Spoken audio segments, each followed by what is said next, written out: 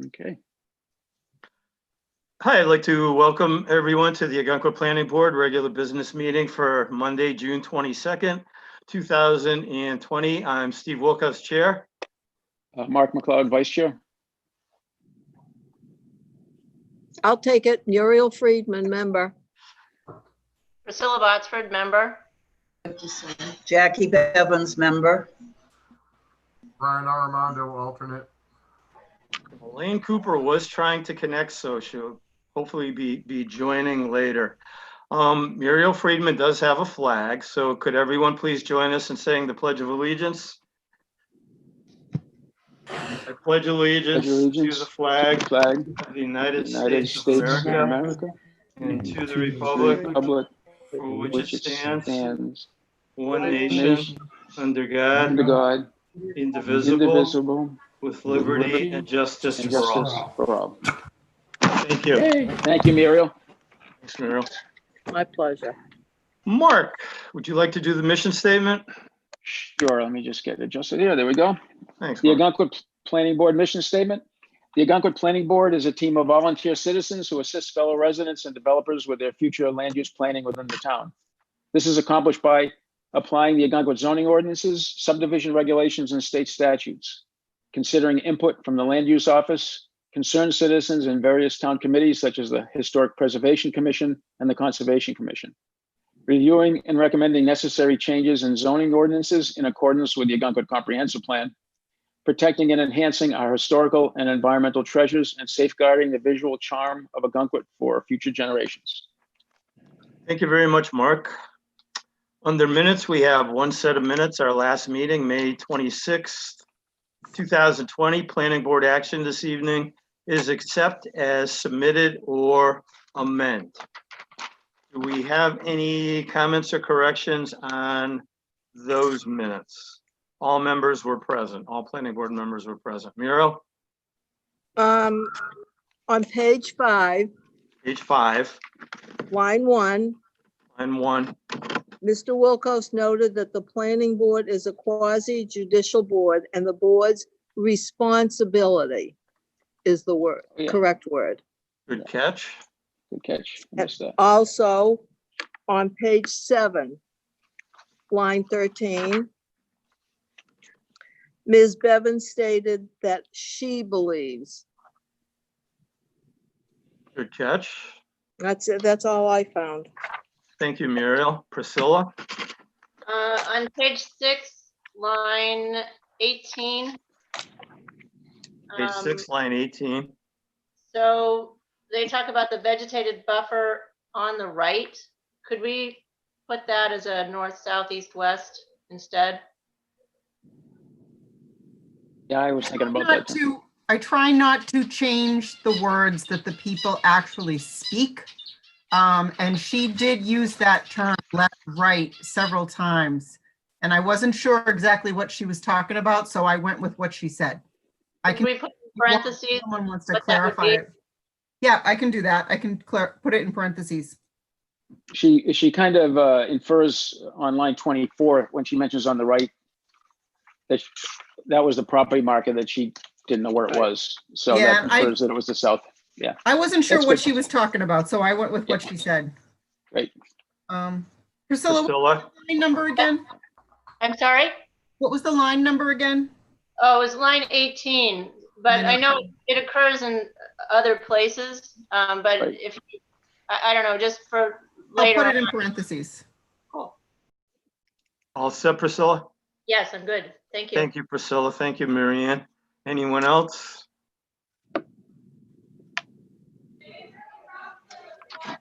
Okay. I'm good. Do we have a motion to approve the Ogunquit Planning Board public hearing and regular business meeting minutes of May 26, 2020 as amended? So move. Moved by Muriel Friedman. Is there a second? Second. Seconded by Jackie Bevins. Is there any further discussion? Okay, so we need to do this one by one, Scott, right? Right. Right. Okay, Priscilla, Yes, Mark, Yes. Jackie, Yes. Muriel, Yes, Steve, yes. Carries 5-0. Thank you. And it looks like Elaine is joining us as well. So, Kelsey, next we have public input. So is there anyone in the audience this evening or on chat that would like to speak on any agenda, any matter that's not on this evening's agenda? If you'd like to speak, just click the raise hand button and I can allow you to talk. Oh, yeah. Oh, they're even better cold. Must be so hungry. You are so much nicer than the other two. Priscilla? That's sweet guy. A lot of background noise on my Yeah. end. Can someone turn that off, whatever that The is? simple fact that you Yeah, are so- defending them suggests that you. There we go. Thank you. Thank you. Kelsey, do you have anyone that wants to speak? Nope. Okay, and what about the chat items? Are those public input or are those for something else or? Aren't you? You have a problem with that? Okay, there we go. Okay, so it doesn't look like there's any public input. Nope. Thank you, Kelsey. Under unfinished business this evening, we have continuation of a public hearing from March 9th and May 26, 2020. The public hearing is for Coastal Wine Ogunquit, Caitlin Mish, 239 Shore Road, map 5, block 10-1, limited business district. And I'd just like to, before we continue the public hearing, summarize what's happened with the application so far. So at the February 24th, 2020 meeting, the board found both the design review application complete and the site plan review application complete. The board subsequently opened the public hearing on March 9th, 2020, and it has been kept open until this meeting. At our last meeting on May 26, 2020, the planning board voted 5-0 to grant a parking waiver to reduce the number of commercial parking spaces from 6 to 0. Okay, is there anyone in the audience this evening that would like to speak on this application that has new material to bring before the board? In other words, if you've already spoken before and we've heard your comments, that is appreciated. However, if you want to speak this evening, you have any new material to bring before the planning board. Kelsey, is there anyone that wants to speak? Nope. Again, if you want to speak, just click the raise hand button. All right, so we have June Sarcinso, right? Hi, welcome, June. If you could tell us your, we have your name and your address. Yes, June Saracino, 241 Shore Road. I know I've spoken before, but I guess I need to clarify what would be new. My comment would have to do with the information that the applicant posted for this meeting in accordance to your request from last meeting. Would that be considered new? Is it regarding the new plan, June? Yes. Yes, go ahead. Well, again, the repetitive part is I still don't understand. I thought it had gotten to the point where it was standards we were at now. And the new plan says approximately 10 feet. Again, this is very hard. Okay, it's new information that she has presented a plan. What I have to say is old repetitive information. I still challenge that the boundaries are correct. I now have stakes in the property that have infringed on the property for 241 even more than stated on 4 surveys I have looked at for the life of both of those 2 properties. I'm not sure where the generosity of the markers in her favor are coming from. And I also, and most directly and importantly, wonder, she has put in a plan that says the setbacks are 10 feet, when clearly the zoning ordinance wants 15. So I'm confused as to, I mean, that's why could someone answer, I guess, can I ask a question? This is a public hearing, so if you could ask the question, but we'll answer it during the regular portion of our discussion. If compliance is 15 feet setback, side and rear, and a plan has been submitted that says 10 feet, isn't that non-compliance? We can answer that during our discussion, June. Okay, so would you consider this old information or new information? That's where I'm unclear. You have a question on the new plan, so that's fine. Okay, okay.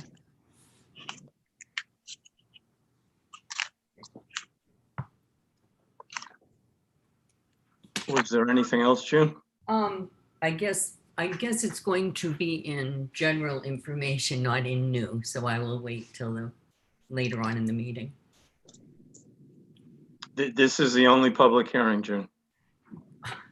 Right, but you said it would be discussed later in the meeting, right? Right, the planning board will discuss, right. Oh, amongst yourselves or with us in public? No, the planning board will discuss amongst ourselves. Oh, after, okay, so this is, okay, so that is my concern. My concern is, since the last meeting, I have viewed at least 4 surveys, none of which, most show 9 to 10 feet, and when you take the 3-foot overhang off, you're down to 6 to 7 feet setback by the guidelines and the rules. And then my last question would be, do I have permission to take those sticks out, and when? I don't know how that works either.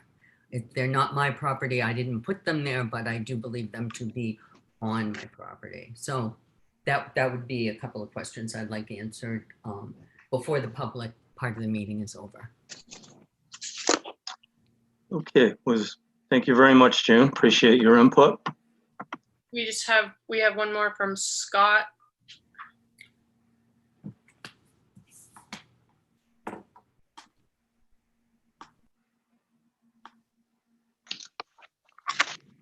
Yeah, hello. Welcome, Scott.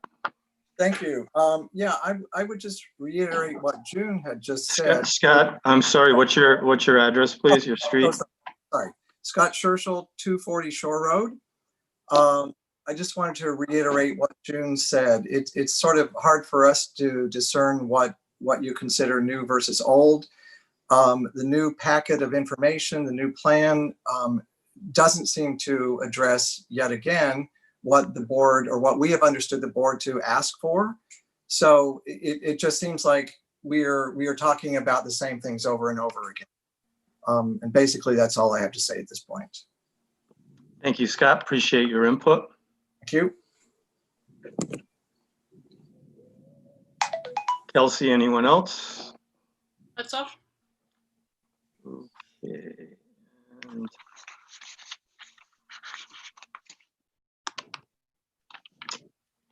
okay. Oops. Chat. All right. My apologies. Marianne, did I introduce you before? Marianne Stacy is a recording secretary, and Lee J. Feldman is here from Southern Maine Planning and Development Commission. Okay. So I would like to close the public hearing at 6:15. And now we're open for planning board discussion. So do we have any general questions of the applicant or the applicant's representative?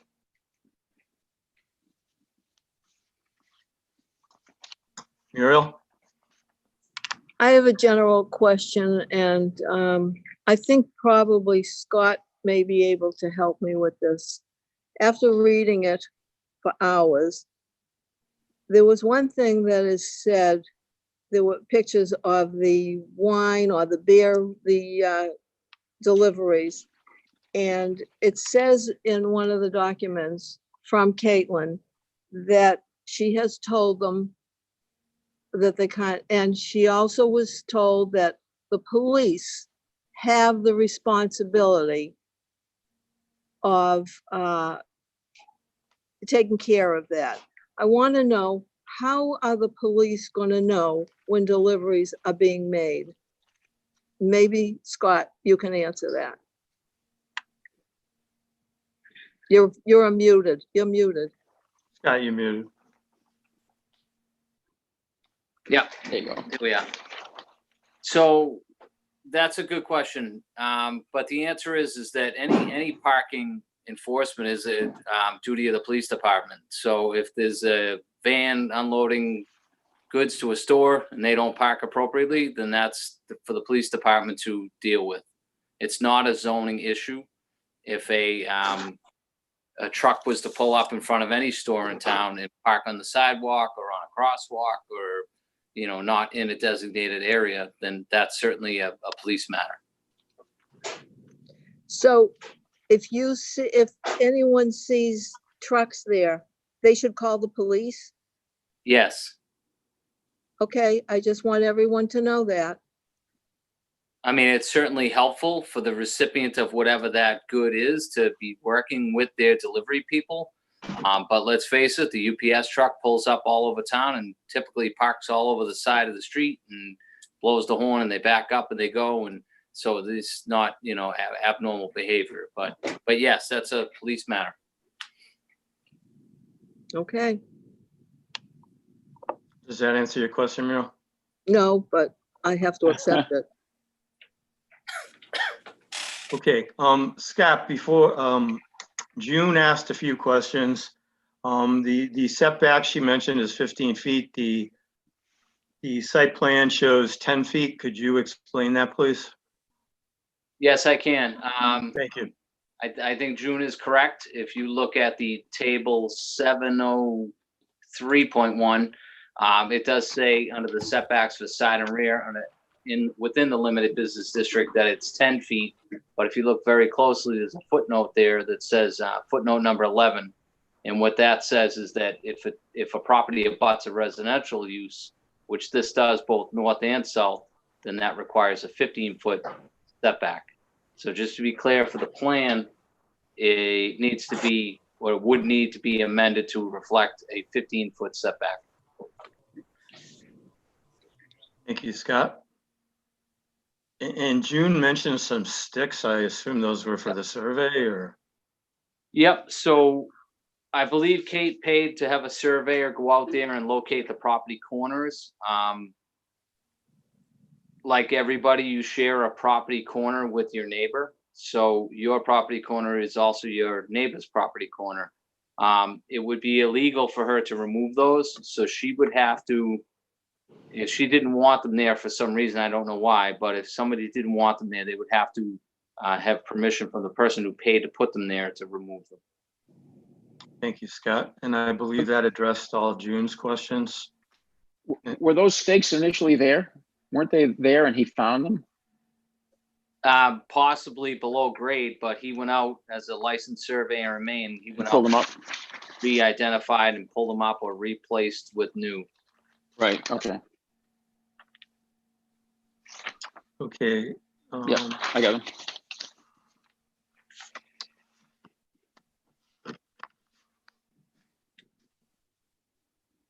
Would the applicant like to say anything? For the applicant's representative? I'm going to let them to speak. Thanks, Kelsey.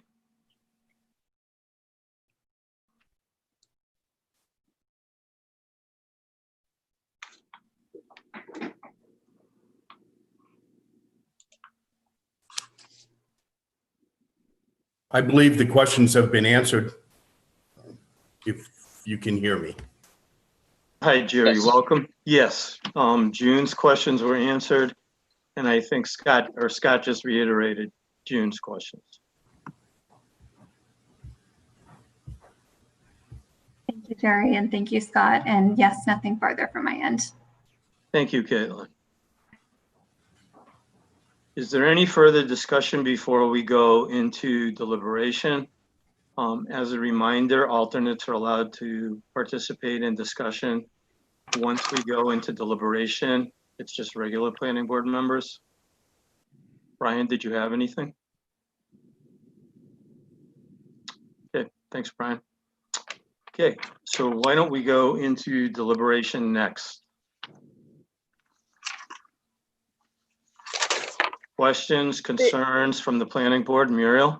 Before you do, there's one Mhm. question that I wrote down. I looked at the plan and I don't Mhm. see anything inside the building. And yet the original plan had an eating area, a retail area, and I thought a bar. If I'm wrong, then I hope someone tells me that, because I don't see any, and I didn't see any bathroom or anything like that on these plans. If I'm wrong, someone please correct me. I don't think there was any change from the original on that, right? The original drawing as submitted wasn't changed at all. The only changes that were made were exterior. So the original drawings we received should be, should still hold. Correct. And could the applicant or the applicant's representative confirm that, please? Kelsey, if you could allow them in, please.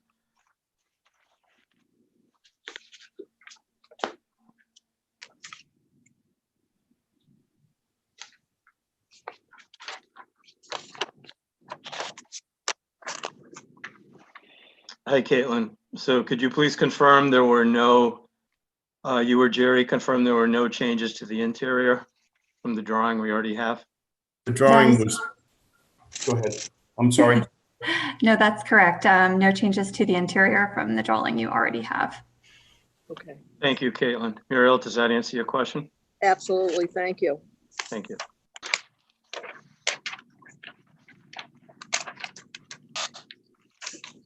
Any other questions for the applicant's representative, Scott, Lee J? Priscilla? So I'm just looking at Gregory Long's letter, and which talks about the vegetative buffer. And parking cannot be in the buffer, and I think their residential parking spots are in that buffer. Is that? I was hoping Scott could explain that, just so that we could have that. Yeah. Yep, it's my interpretation of the plan as submitted that the 2 parking stalls are labeled and indicated as residential parking. So they'll obviously would have to be used that way. And those standards that require no parking in that side setback are applicable to the commercial aspect of off-street parking. So Scott, it's not the same as, so if it was a commercial building, you couldn't have a car in a buffer, is that right? That is correct. But if it's a residential building, then you can have a car in the buffer. Yes. And it's not the same, like when you have a lot that has 2 different zones, the more stringent applies. That's not what happens in this case. The more stringent rule applies. It's just, we can call it, it's divided. Is that right? I'm not sure if I understand your question totally, but what I would say is that the review process is for the commercial side of this application. If this applicant went away tomorrow, they could park that car there. It's always been parked there residentially. So that's the residential parking. I don't believe the buffer standards or the off-street parking and loading applies to the residential parking. And Okay. 8.10, I'm sorry. Yep, Priscilla, ahead. go ahead. Well, no, I'm just moving through the points, so you can say something else, Mark, if you want. Mark? I'm just going to say 8.10, I don't believe applies here because we waived the parking requirement. And so there's no parking, there's no commercial parking here at all. So I don't think 8.10 applies. The only thing that applies is 8.3 as far as buffer area, but that's not parking. I would agree with you, Mark. Scott, Lee J, would you agree? I would agree. Okay, so Scott and Lee J agree as well. So, yep, go ahead, Priscilla. Regarding the 10-foot setback or the 15-foot setback, whether it's 10 or 15 feet, does that have any impact on the plan that's shown? Because the building is 10 feet away. And then the building next door is even less than 10 feet. Does it, No, I don't think it has bearing here because there's no proposed expansion of any structure. So everything that's there today existing is a non-conforming condition that's allowed to be maintained and kept there. so is there any problem with the north side of the property where the seating is? Is that? I don't believe so because it doesn't say that you can't have outdoor dining in a setback. I could not find that anywhere in the ordinance. And as far as the structure, it talks about a structure being within the setback, but it also, under the definition of a patio, except in the shoreline zone, a patio is not considered a structure. So if you consider the dining area to be on a flush to the ground patio, that's not considered a structure. So it's not impacted by the setback, except in the shoreline zone. So, And then as far as the loading zone, that issue, when we get to the checklist, I'm not sure how to figure out that one. I know that when you have valet parking for the restaurant customers, if you don't have a parking spots, how do we deal with the loading? Does anyone feel like that's going to be hard to check off on the list? well, we can discuss that during the site plan review checklist, but do you mean loading of people or loading or deliveries? Deliveries. So my understanding, Caitlin and Jerry, is you're currently open as a retail business and you currently have deliveries, is that correct? Yes, that is correct. And I have been working with all of the distributors who are just making wine and beer deliveries. So I have been working with them to teach them, because this is a new process, right? It's a new location for them. So to teach them and direct them to where they need to park and how they should come over to the property to drop anything off. Thank you, Caitlin. Could I So does that help you? You said we're going to talk about it during deliberation, so I'm happy to wait. You're all set. Okay, Mark? Okay. No, that's fine. We can talk about it during deliberations. I could follow up on that, but if you want to do it now or if we can wait. Yeah, we can do it during deliberations. Okay. Muriel, Jackie, anything?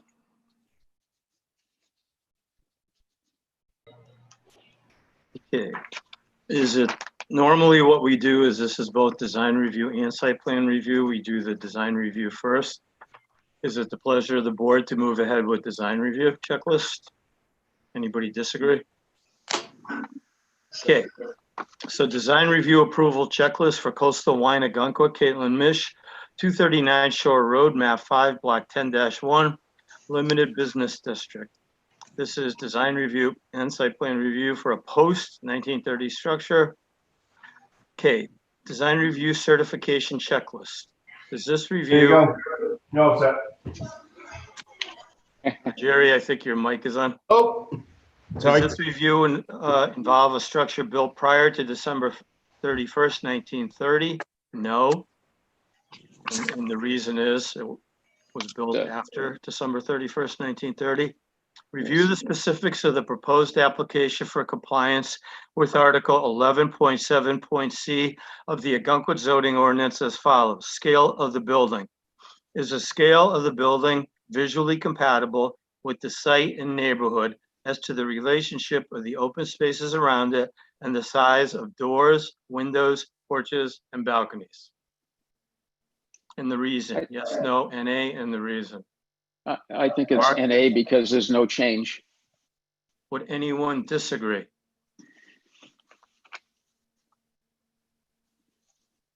Okay, so if you agree, Priscilla, Yes. Mark, Yes, Jackie, So, yes, Muriel, Yes, Steve, yes, 5-0. Height, is the height of the building visually compatible with the heights of the buildings in the neighborhood? Again, it's not changing, so it would be NA. Anybody else have a different reason? If you agree, Priscilla, Yes. Mark, yes, Jackie, yes, Ariel, yes, Steve, yes, 5-0. Number 3, proportion of the front facade. Is the relationship of the width of the height of the front facade visually compatible with that of its neighbors? And again, should be NA, it's not No change. changing, right? no change. Yes, Okay, anyone else? If you agree, Priscilla, Yes.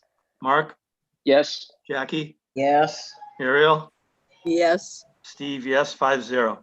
Relationship of solids to voids in the front facade.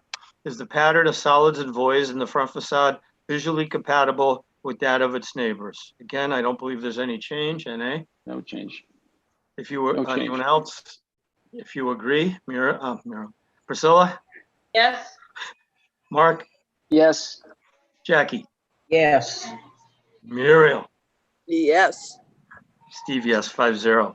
Number 5, proportions of openings within the facility. Is the relationship of the height of windows and doors to their width visually compatible with the architectural style of the building and with that of its neighbors? Yes, no, NA, and the reason. And again, there's no change. no change. Right. Anyone else? If you agree, Priscilla, Yes. Mark, Yes, Jackie, Jackie, Jackie, can you hear me? Yes.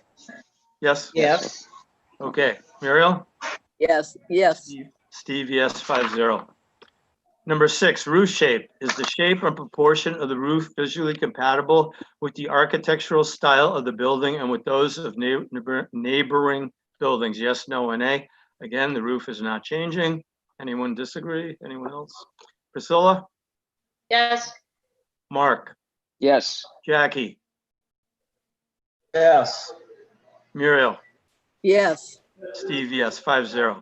Number 7, relationship of facade materials.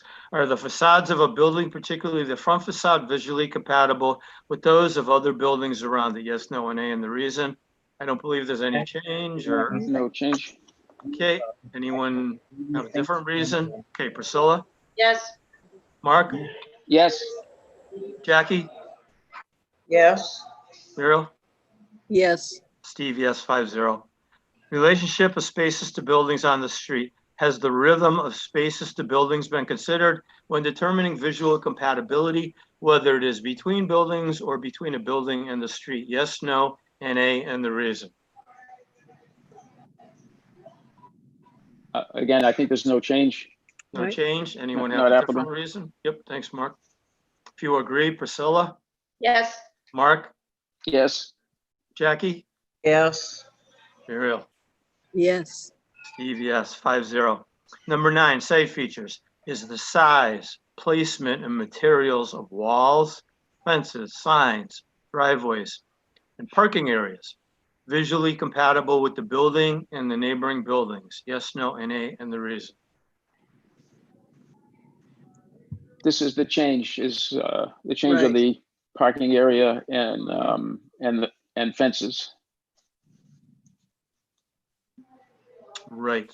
So, So there's, this requires some landscape buffering in fences, and the applicant has proposed fences on the revised plan that we received last week.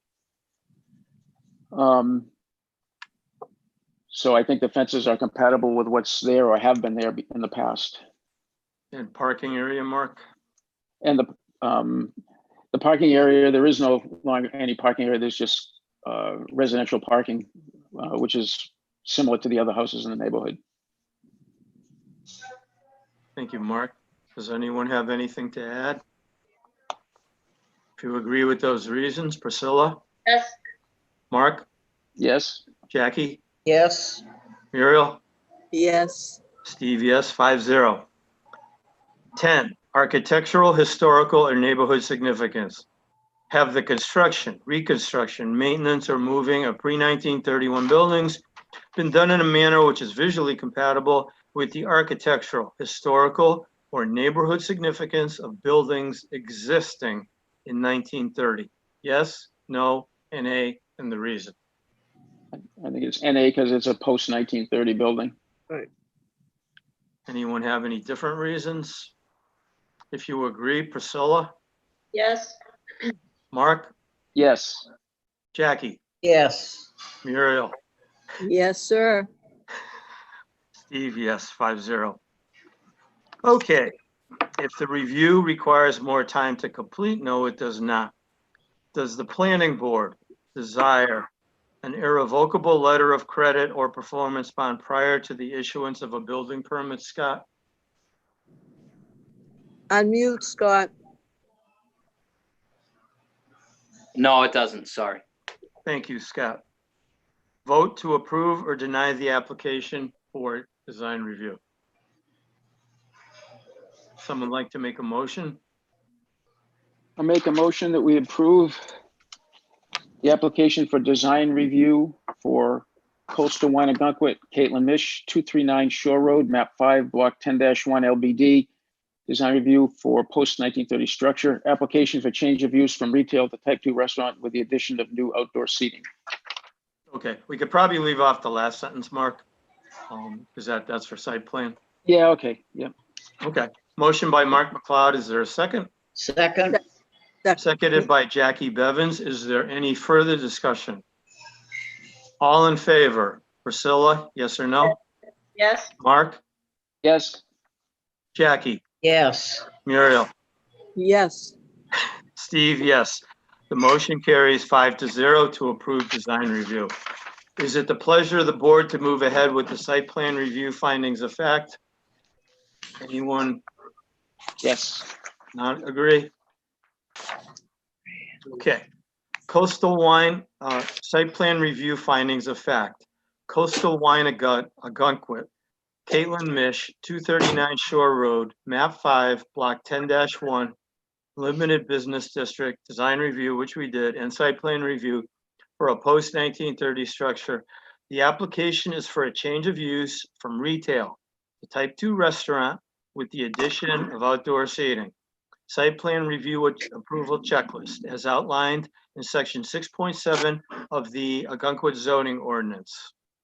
Does this application involve a pre-1931 structure? Yes, no, and A? No. No. Reason, it was built post-1931. Has the application been reviewed by the OHPC? No. No, and the reason is it is not a Post-1931. pre-1931 structure. Right. And it is not in the zone for design review for OHPC pre-1931. Has the application been submitted for review by all applicable town department heads, Scott? Yes, no, or NA? Yes, it has. Thank you, Scott.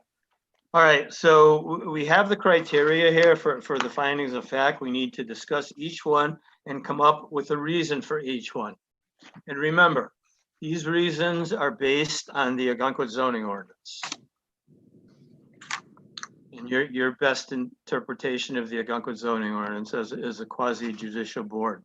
Number 1, will allow the orderly and reasonable use of adjacent properties. Yes, no, NA, and the reasons. This is a complicated one, but I'll start with yes, for several reasons. The first is the requirements for a type 2 restaurant are spelled out in the zoning ordinance definitions under restaurant type 2.4, which specifically limits the activities of a type 2 restaurant within the limited business zone to control this. Go ahead. Sorry. Would you mind reading all 4 of those? Yeah, absolutely. Thank you. You want me to read the whole definition or just a limited business zone? Under 4, A, B, C, and D. Okay. Yep. Okay, number 4, when located in the limited business zone, the restaurant must also meet the following additional standards. The exterior seating area shall be limited in size to no more than 600 square feet. B, outdoor serving shall not begin before 7 a.m. and no outdoor serving is allowed after 9 p.m. C, there shall be no outside music or outside entertainment allowed at any time. And D, type 2 restaurant use in the limited business zone is limited to lots that abut Shore Road. So with those limitations, this application meets all 4 of those requirements. Okay, so by the very definition of a type 2 restaurant, it seems that will satisfy allowing the orderly and reasonable use of adjacent properties. Any other members? Yep. So, sorry, go ahead. With the restrictions noted in the limited business zone, right? Exactly. Under 4, A, B, C, and D. Anyone else? Priscilla. There was another, in one of the letters, they talked about access, that the layout, and I guess it's a question for Scott. Is that an issue? The fact that you can't access the lot, is that an issue?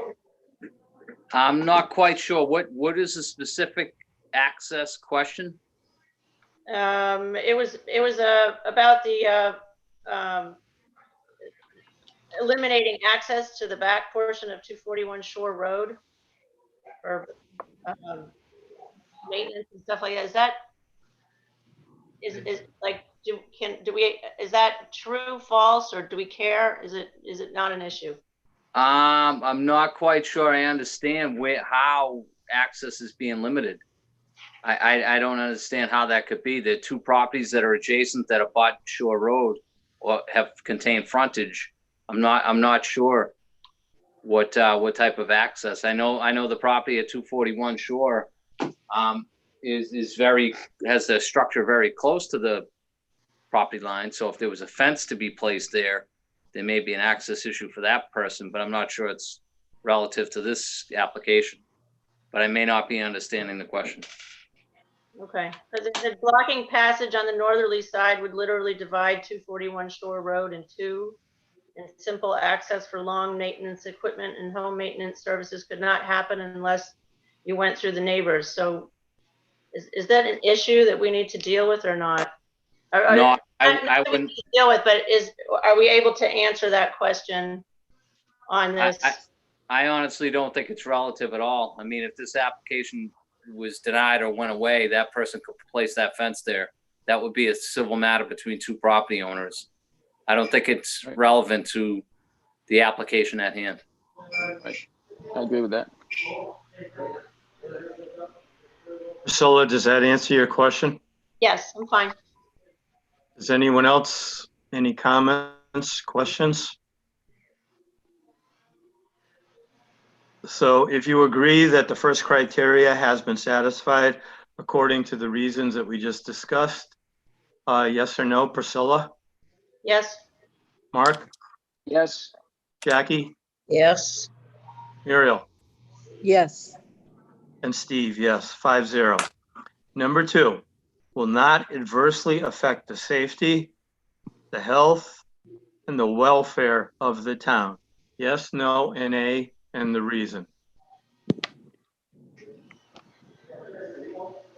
The only concern that I had initially was the issue of backing out into Shore Road from the parking space.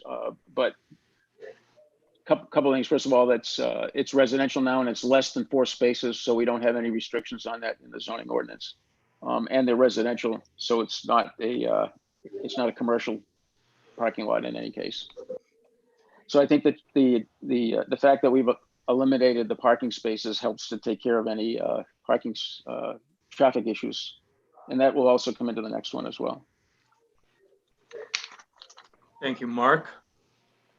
Anyone else?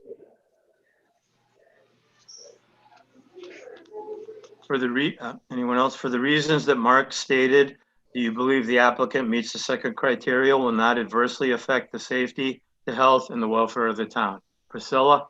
Yes. Mark? Yes. Jackie? Yes. Muriel? Yes. Steve, yes, 5-0. Number 3, will not create an undue increase of vehicular traffic congestion on public streets or highways. Yes, no, NA, the reasons.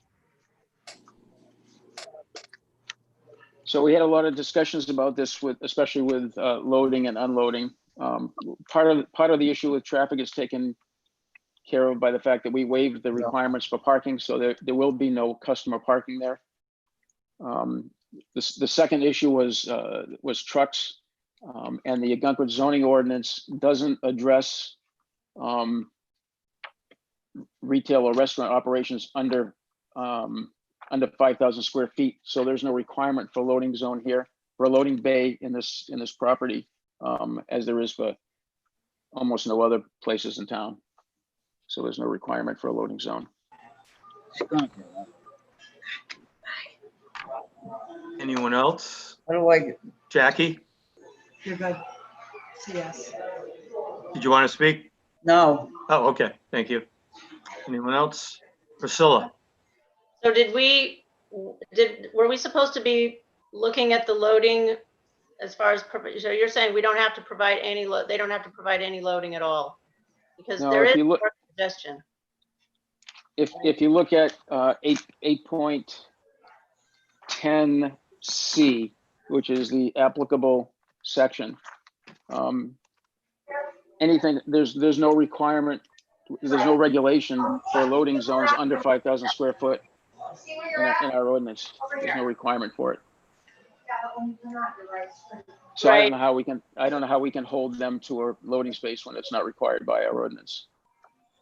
Steve, I'm sorry to interrupt, but I'm getting quite a bit of feedback from someone and I'm having difficulty hearing. Yeah, if everyone could please mute yourself if you're not speaking, because I do hear the feedback as well. Thanks, Marianne. Priscilla, I'm sorry. Did that answer your question or? It did. In our last meeting, I think we waived the parking requirement for the restaurant spaces.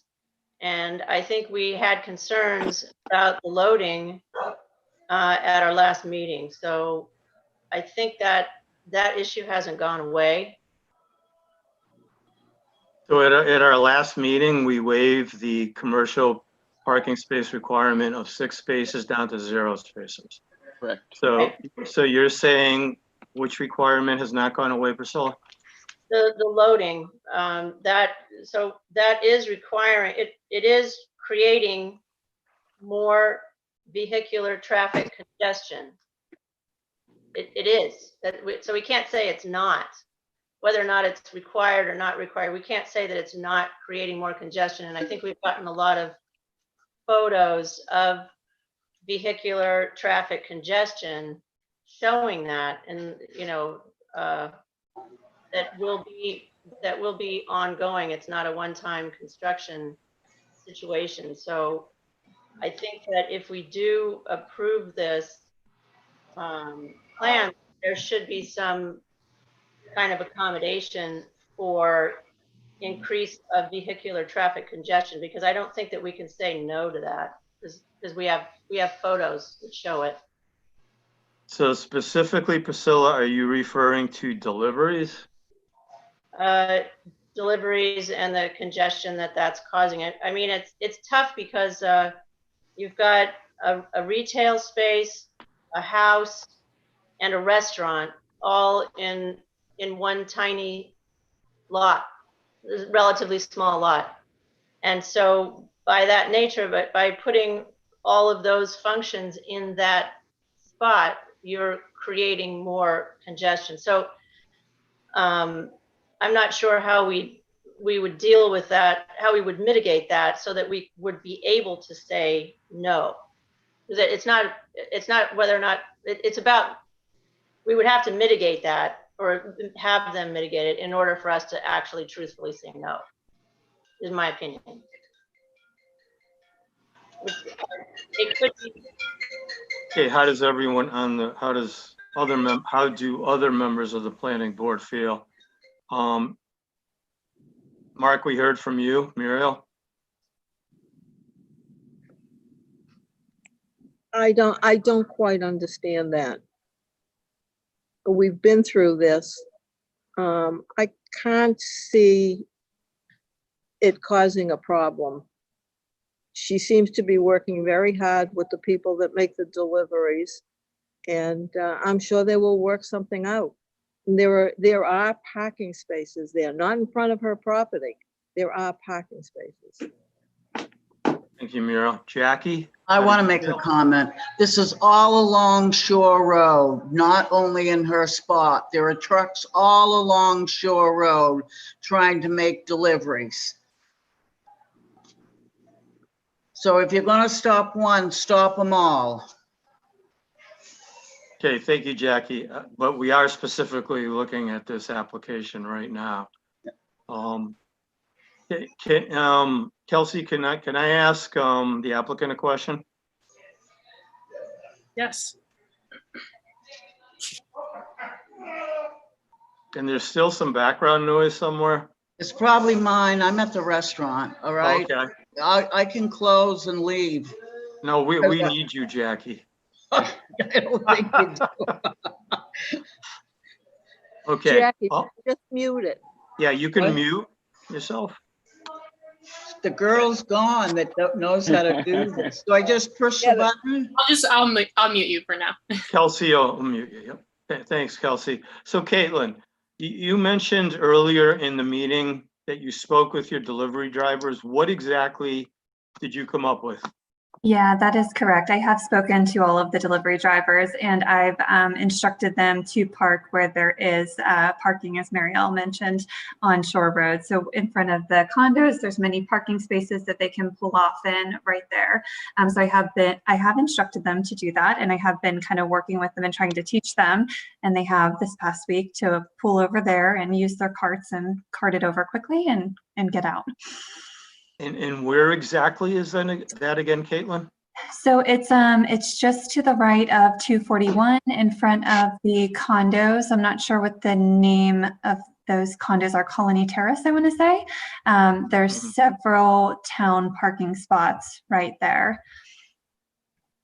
So they are not, the delivery drivers are not parking directly in front of your building?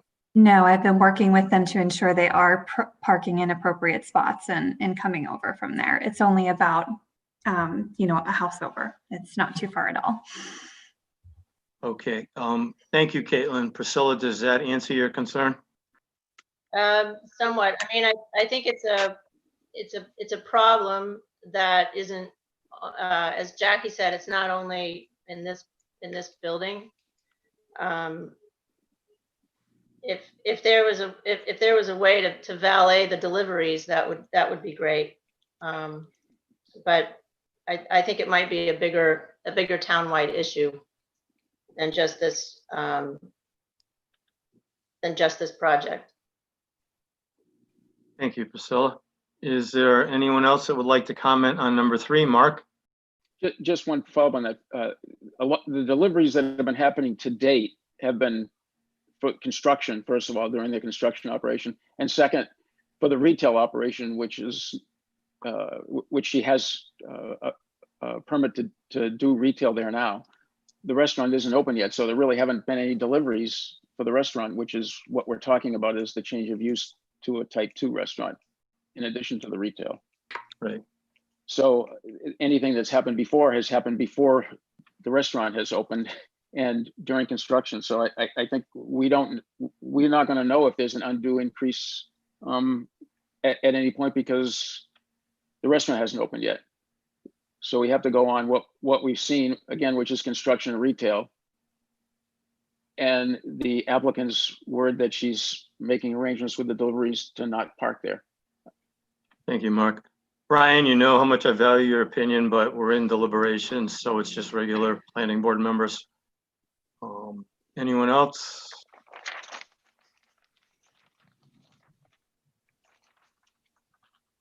Okay, so number 3, will not create an undue increase of vehicular traffic congestion on public streets or highways.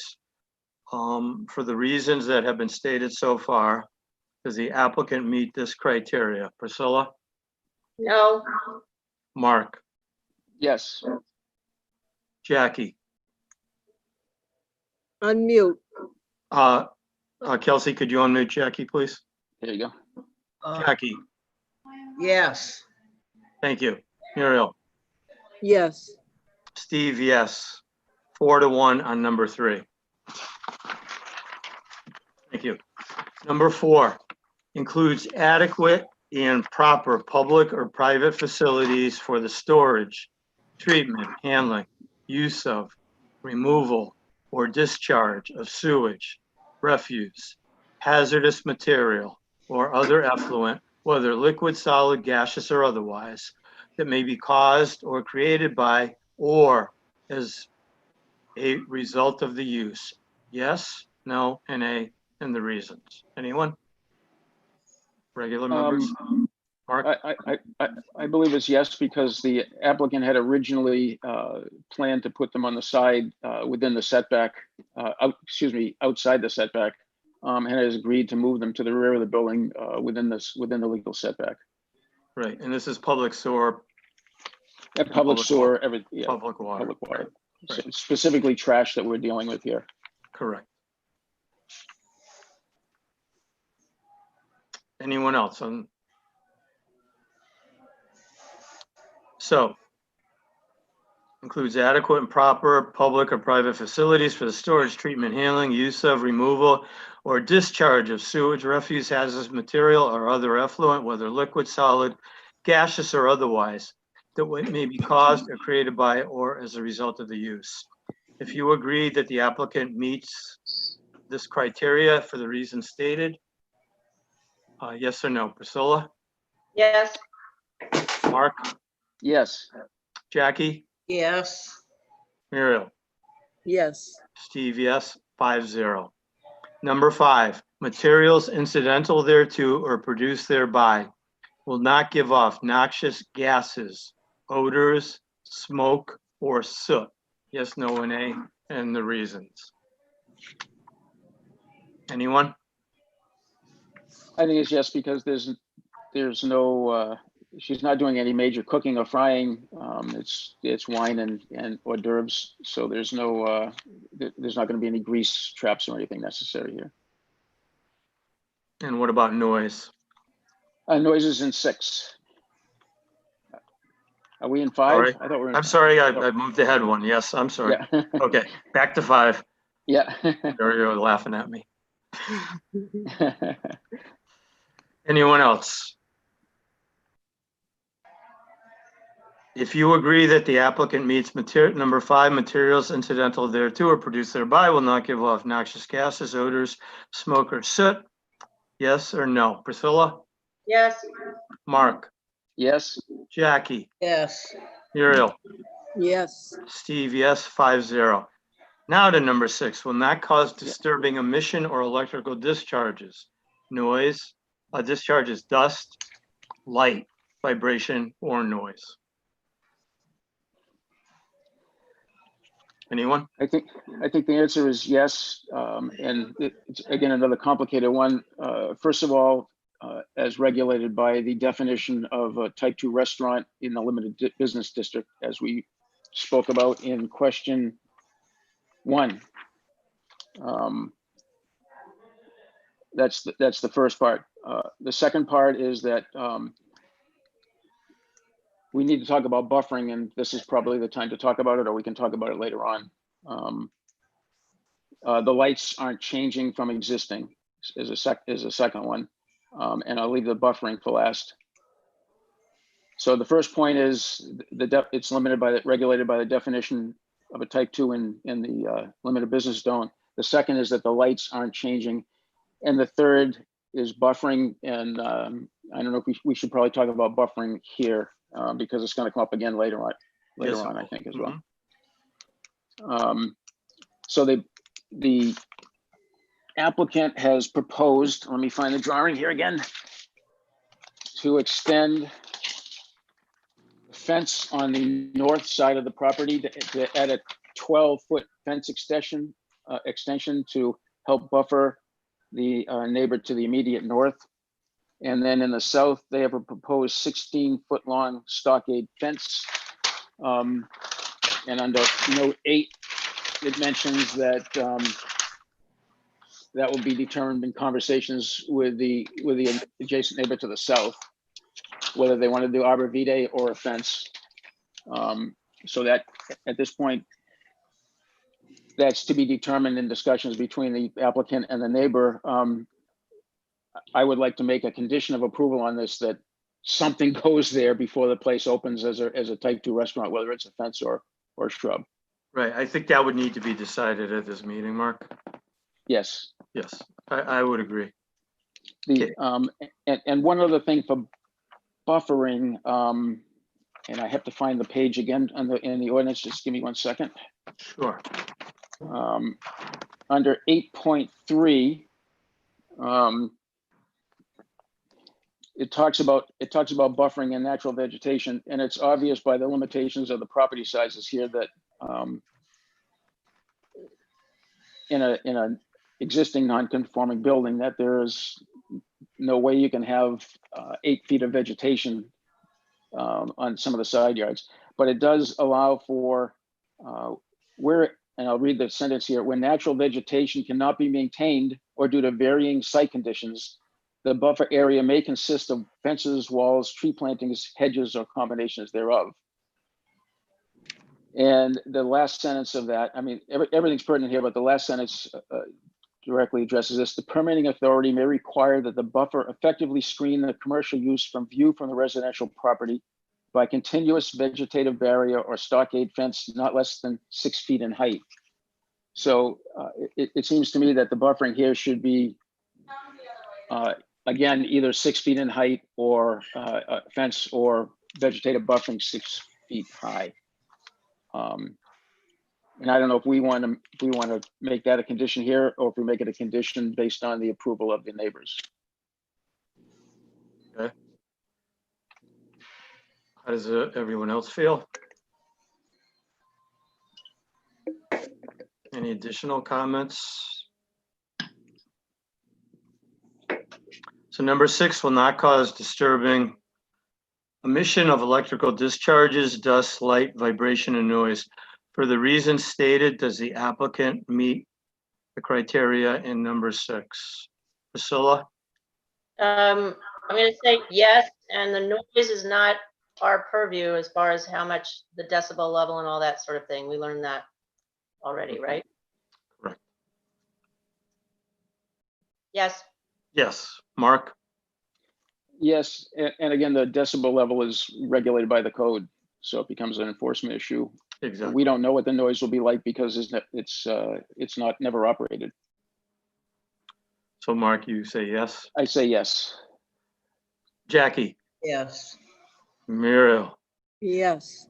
Steve, yes, 5-0. Number 7, the operations in pursuance of the use will not cause undue interference with the orderly enjoyment by the public of parking or recreation facilities existing or proposed by the town or by other competent governmental agencies. Yes, no, NA, and the reasons. I'm torn between yes and NA. It could be yes, or it could be NA because there are none adjacent. But I think I would say yes because there are none adjacent or in the immediate vicinity. Either parking Any of the or recreational facilities.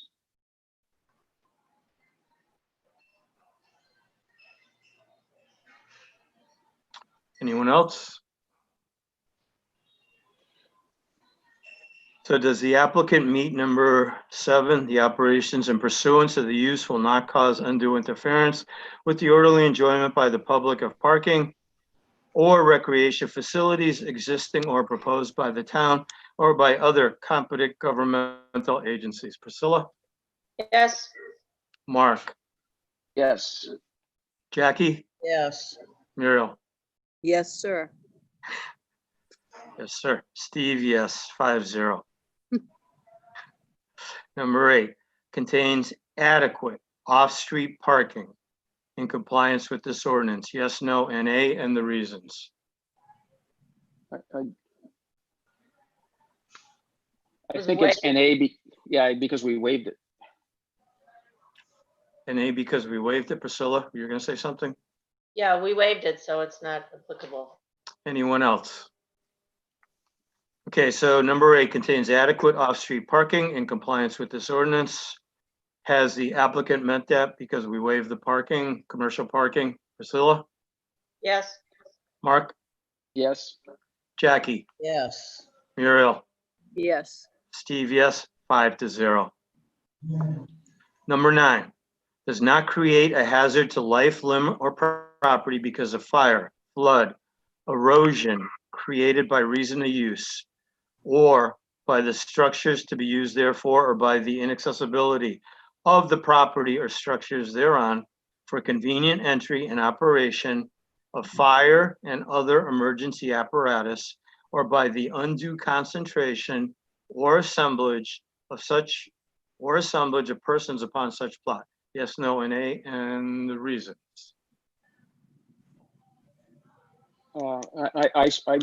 I believe it's yes, because there's been no change to the accessibility of the property. It's directly on the street. So there's adequate access from any emergency apparatus. And we do have letters from the fire chief. Yes. Yes, okay. Anyone else? So has the applicant met criteria number 9, does not create a hazard to life, limb, or property because of fire, flood, erosion created by reason of use, or by the structures to be used therefore, or by the inaccessibility of the property or structures thereon, for convenient entry and operation of fire and other emergency apparatus, or by the undue concentration or assemblage of persons upon such plot. Priscilla? Yes. Mark? Yes. Jackie? Yes. Muriel? Yes. Steve, yes, 5-0. Number 10, will be sensitive to adjacent historic properties in compliance with Article 11. Yes, no, and A, and the reason.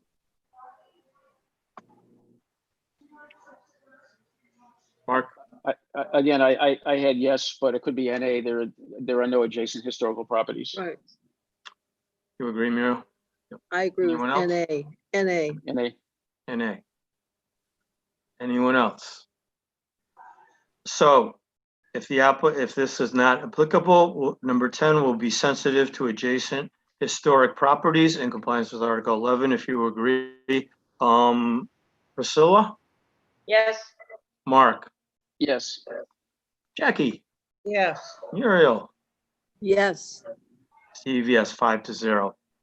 Number 11, has a plot area which is sufficient, appropriate, and adequate for the proposed use and the reasonably anticipated operation thereof.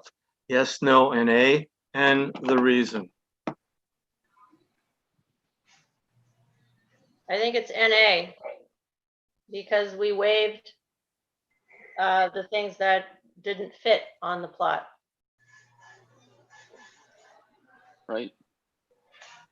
Say that again, Priscilla, please. We waived the items that don't fit on the plot, we waived, so it's NA. Okay. Anyone else? I'm good with that. Okay. Thanks, Mark. Anyone else? So maybe maybe there's a point to discuss about the setback, the fact whether there's a setback requirement here. And in the discussion of and spending a lot of time looking at the code, there's two points to make here. First of all, there's no requirement in the ordinance that a type 2 restaurant dining area happens inside the setback requirement.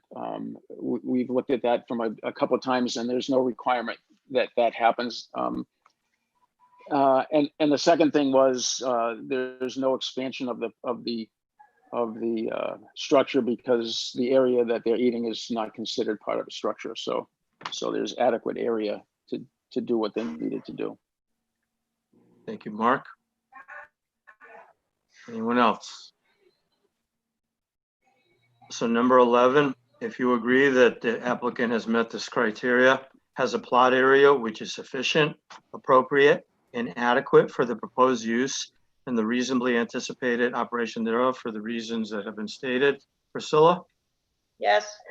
Mark? Yes. Jackie? Yes. Muriel? Yes. Steve, yes. 5-0. Number 12, will be adequately screened and buffered from contiguous properties. Yes, no, and A, and the reasons.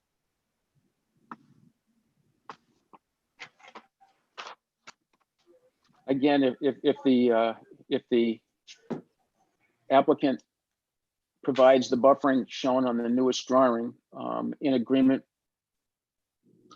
with the abutters as she stated on her plan, then I think it's adequately screened and buffered. So Mark, you're referring to the north side on the 12-foot fence extension and on the south side proposed 15-foot long stockade fence? Correct. Okay. And that proposes either stockade fence or arborvitae hedge, depending on the preference of the neighbor. Right. Thank you, Mark. Anyone else? So number 12, if you agree that the applicant has met, will be adequately screened and buffered from contiguous properties for the reasons stated. Priscilla? Yes. Mark? Yes. Jackie? Yes. Muriel? Yes. Steve, yes, 5-0. Okay, that brings us to number 13. Will be constructed with adequate landscaping in compliance with this ordinance and provision for a storm water drainage system in compliance with the Ogunquit subdivision regulations. Yes, no, and A, and the reason. I've gone back and forth on this, and I think it's NA because there's no changes to the building or significant changes to the landscaping that would affect the storm drainage from the current situation. Okay, anyone else?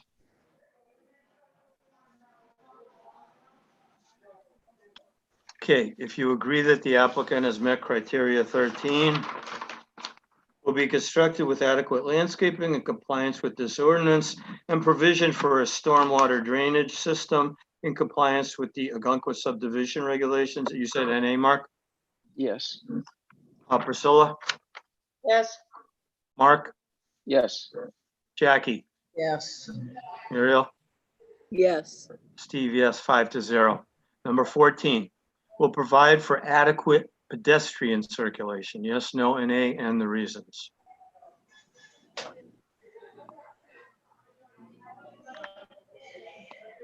Anyone? Again, I believe it's Mark? yes.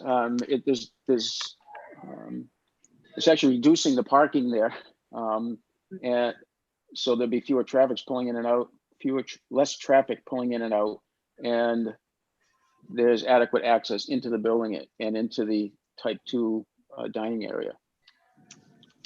Thank you, Mark. Anyone else? If you agree for the reasons stated that the applicant has met number 14, will provide for adequate pedestrian circulation. Priscilla? Yes. Mark? Yes. Jackie? Yes. Muriel? Yes. Steve, yes, 5-0. Number 15, anticipates and mitigates potential nuisance created by its location. Yes, no, and A, and the reasons.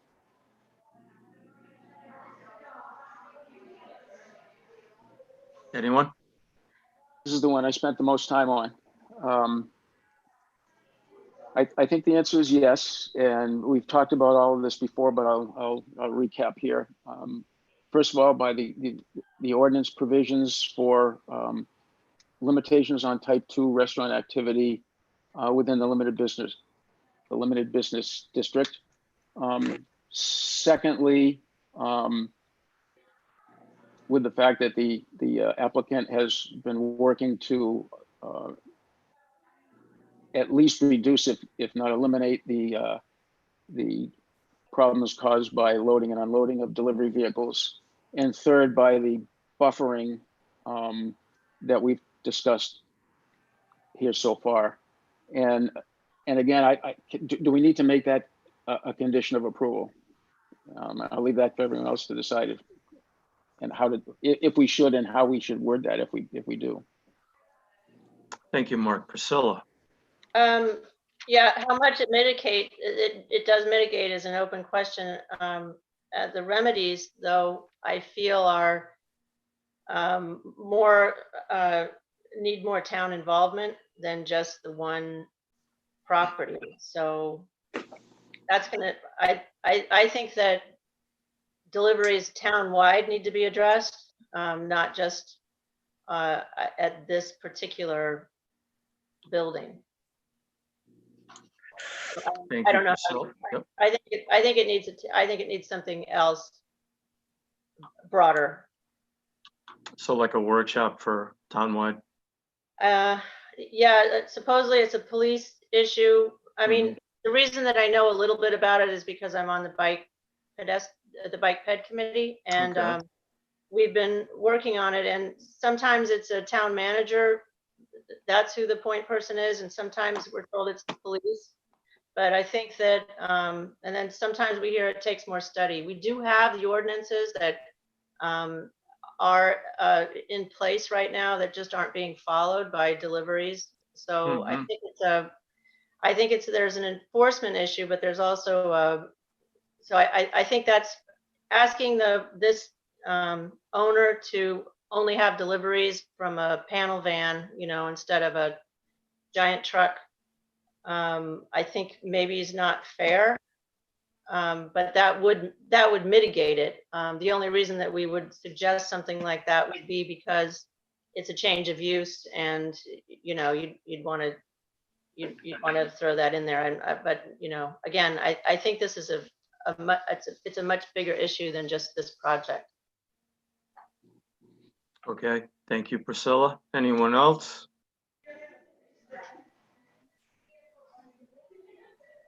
So if you believe the applicant has met criteria 15 for the reasons stated, anticipates and mitigates potential nuisance created by its location. Priscilla? Yes. Mark? Yes. Jackie? Yes.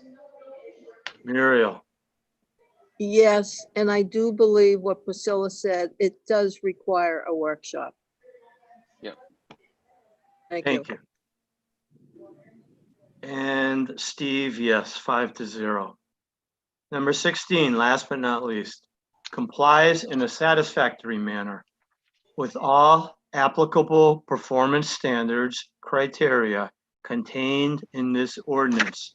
Yes, no, NA, and the reasons. And again, I would say yes for the reasons we've discussed, especially in 15 and 1. And really all the reasons above, right? And all the reasons we've talked about, right? 1 through 15. Especially 15 yeah. and 1. Yep. 1 through 15. Anyone else? If you believe the applicant has satisfied condition number 16 complies in a satisfactory manner with all applicable performance standards criteria contained in this ordinance. Priscilla? So I have to say no, right? Right, because she voted no on number 3. Correct. Well, it's up to you, but yes. Mark? Yes. Jackie? Yes. Muriel, Yes. Steve, yes, 5-0. No, 4-1. Four. I'm sorry, 4-1. Yes, 4-1. Sorry, Priscilla. 4-1. Okay. All right. Okay, so as far as this application goes, the concerns were the north fence and the south fence, Mark? Yes, the north fence, there's an existing north fence, which is about I don't know, 3 or 4 foot open picket. And I don't know if that's adequate for a buffer. But if the resident to the north would rather have that than a 6 foot picket fence, then I'm okay with that. And the same thing to the south, whether they do arborvitae or a 6 foot picket. I'm okay with leaving it to an agreement between the applicant and the abutter, as long as it's So- one or the other. So normally what we do is we ask during the meeting what the abutter's preference is. Okay. When we meet in person, that's what we always do. So it's part of the final motion. Who is the abutter to the north?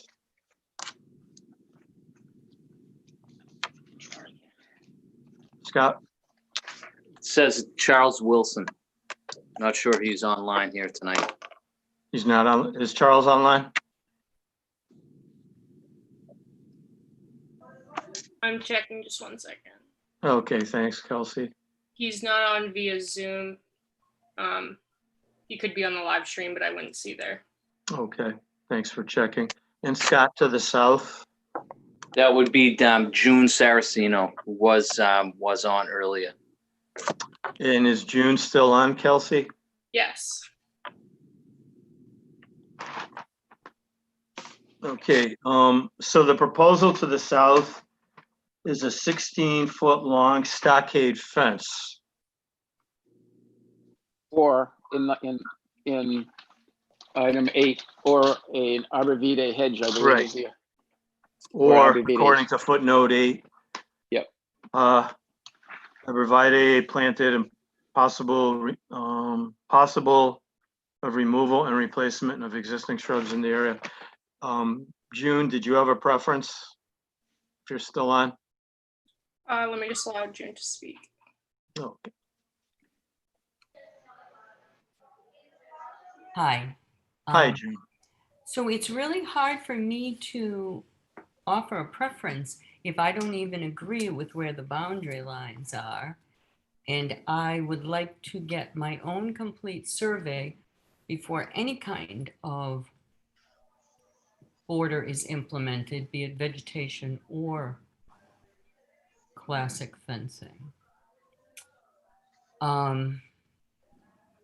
Because if it's planted where my determination is that the boundaries are, then the stone wall has to come out, and she's going to have to take out some hot top. Otherwise, the border will take away more of my property, which I, clearly have been fighting to keep. So I don't know what to say. I don't have the answer for your question yet until there's a determination on both of us agreeing on the same boundary line. Thank you, June. So just need a little help here from either Scott or Lee J. Because yep, Scott? Yep. So I would then add that the board has got to decide what's going to be satisfactory to meet to comply with that buffering standard. And if that is the 16-foot stockade fence, then the board should cite that, and the plan should be updated to reflect that. If the board feels this row of arborvitae at 6 feet would be equally, meeting the standard, then they could request that as well. But I certainly don't want to leave anything open-ended here. Yeah, I feel the same way, Scott. I don't like to leave anything open-ended. So June, if I ask you again, do you have a preference or do you rather not say? Hey, sorry, I had to unmute. I have a preference with a contingency. The contingency is A, that I am allowed to present in a timely fashion what I believe the boundaries to be by a survey that I will complete.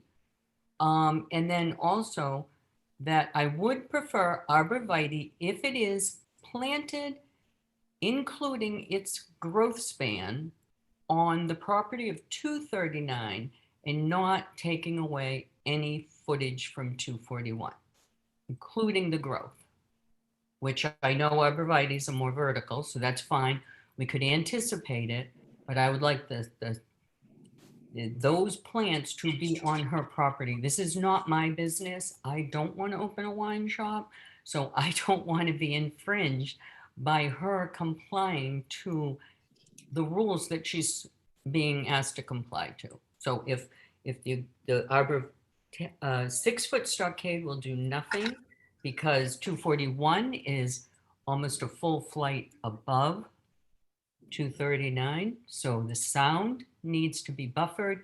And I believe the only way the sound will be buffered is with arborvitae that have a higher potential growth rate to maybe 8 to 10 feet. But again, I can't ask more strongly that my property be respected and all the growth pattern and anticipated growth of the arborvitae be planted on the footprint and within the footprint of 239 Shore Road. So June, your preference is for arborvitae? With those two contingencies. Thank you very much, Jim. Are those considered, or will those be just, I don't know. I mean, is that a consideration? Can that be put in the approval? I'd like to defer to Scott or Lee J. Scott? Yeah, I would suggest that at that point, the survey that has been presented was prepared by a licensed surveyor, so you as a board have to go with that. Right. I believe that there are permanent boundary markers set out there or have been found. So the applicant will have to go by that or those markers.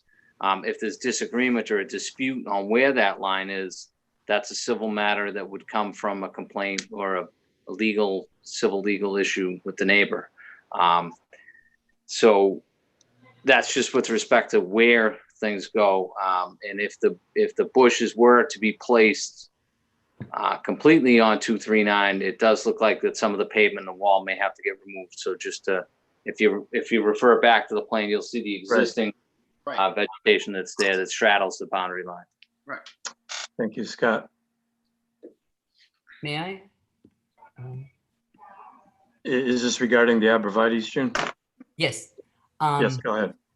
And I have to, so first, two things Scott has said about surveying. I was not talking about the corner posts, and I have no intention of fooling with corner posts. That is not my motivation here.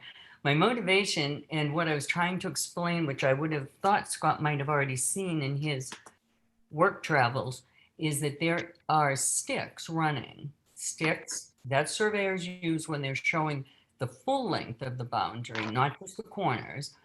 And they're on both the north and the south. There are intervals of wooden sticks that are typically used by surveyors with pink ribbons on top. That's what I was referring to. I have no intention to start digging up corner markers. It's not what this is about.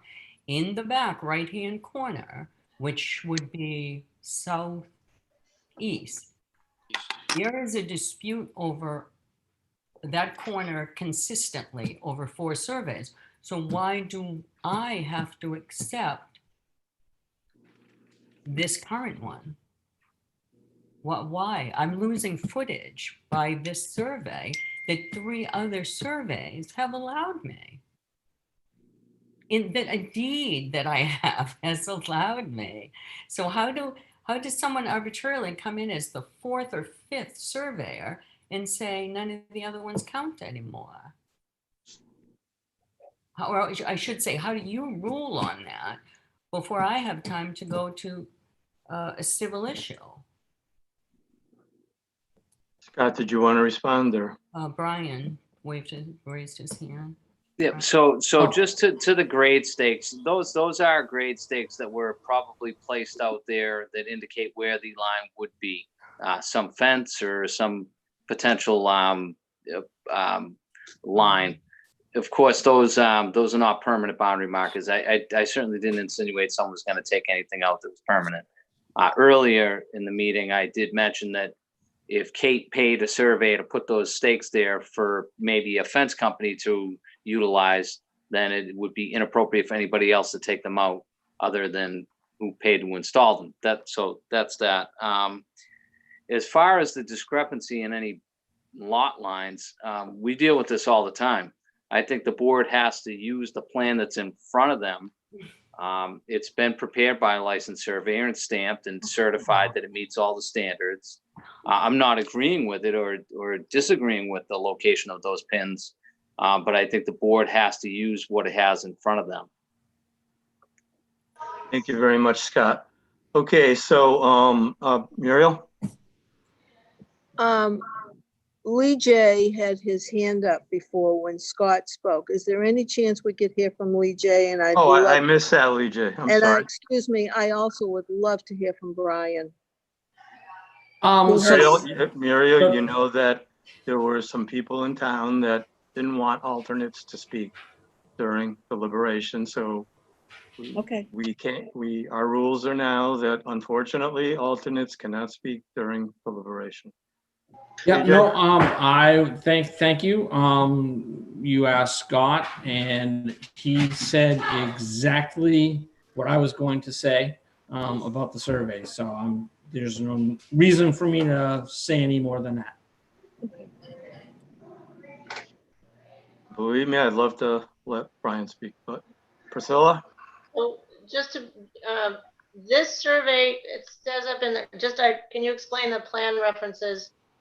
Are any of the surveys that June's talking about from 1993 or 1997? Those are the notes up in the left-hand corner. Or are you talking about either one of those surveys? Because that's what it looks like they're referring to.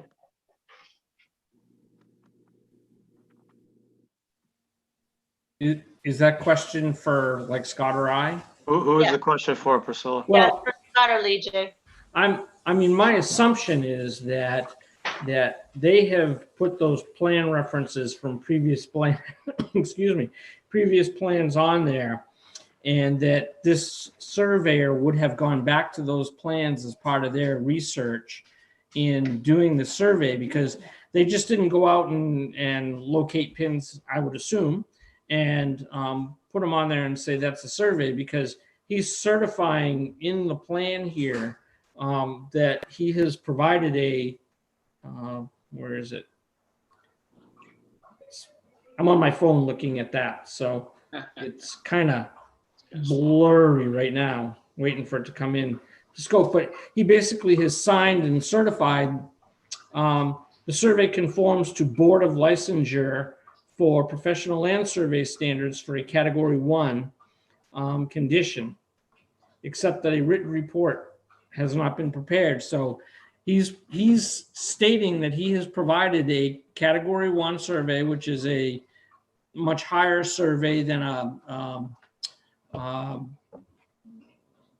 survey that's used when someone purchases a piece of property, and that he would have done research on that without providing a written report. Some surveyors will go as far as writing a written report. He did not prepare that, but he does certify that he had a Class 1 survey done. So, you know, I mean, I think, again, as Scott said, it really becomes a civil matter. If there's a disagreement between the two property owners, that's between them. He's provided the planning board a certified that he has a survey that he has certified is accurate and researched. So until something changes, that's what this board needs to use. And I would agree, Lee J, it's a stamp survey. So Scott, as far as the abutter to the north, if they're not currently attending this meeting, it's up to the planning board to decide the extension on that fence, or Well, no, I think the proposal is to extend that fence, right? Right. 12-foot fence extension. I'm Right. assuming that it's the 4-foot picket extension, similar type. Right. Again, you might want to make sure that complies because that's what's proposed. Complies as far as what's got? 8.3, right? Buffering. Right. Because it does, Mark mentioned earlier about 6 feet in height. Mhm. But the last sentence there in 8.3 says the permitting authority may require. Right. So these are kind of additional things that, you have to take all things considered. That this 6 foot in height doesn't necessarily mean that you would have, 3 sides of a corral at Mhm. 6 feet. You have to look at, the space in between. Okay, so to the south, the abutter would like abrevieties, and again, the survey discussion is a civil matter. To the north, Scott just explained what's going on. How does the planning board feel about to the north? The extension, the 12-foot fence extension.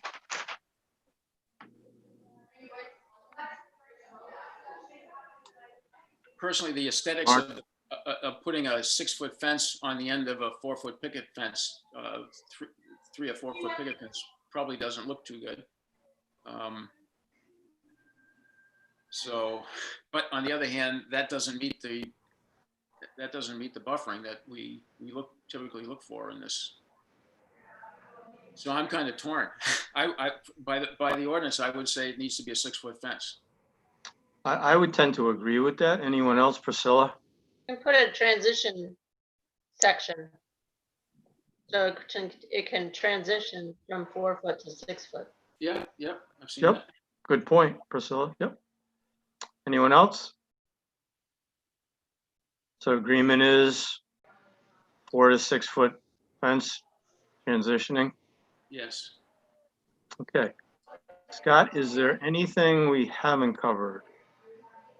No, with that, I would just ask that you have confirmation from the applicant that they're in agreement with that proposal and that that's acceptable to them. And I'd like to ask the applicant or the applicant's representative, please. Kelsey. Looks like Jerry's going to answer. We're open to whichever you chose. I would ask that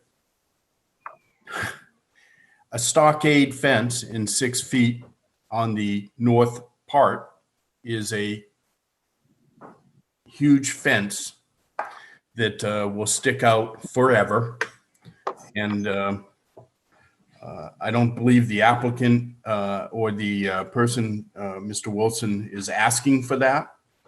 And but we will do whatever. And on the south side, we just mentioned that filling propane tanks and such, we would want to help in that process. We do not want to hinder that process. And this is a licensed surveyor who has no side, if you will. So putting up a line of either arborvitae or stockade fence tends to hinder that. But we will do what the board has asked. Thank you, Jerry. Caitlin, have you spoken to the abutter on the north about the fence? No, I have not.